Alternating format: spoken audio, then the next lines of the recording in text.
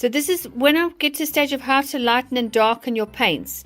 So if I take my actual color and I put it down here, it's very easy to go and jump in and add so much white too quickly and just immediately go and light. That's the first instinct we always do.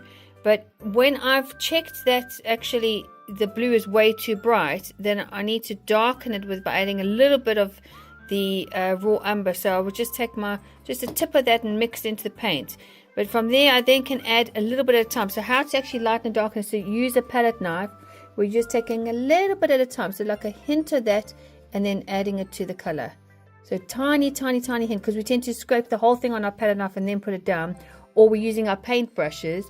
So you want to try and rather use a palette knife, because that keeps your colors pure, and also the paintbrush doesn't mix all the colors together properly. So that's why we go in stages. Here you can see this paint has been mixed, where you've had a bit of raw umber mixed in that first to get it down to the color, and then we've slowly lightened it by taking a little bit light at a time, mixing a little bit of light at a time, mixing. So just not add the whole thing, because then it damages your color and becomes too pastel-y in the end.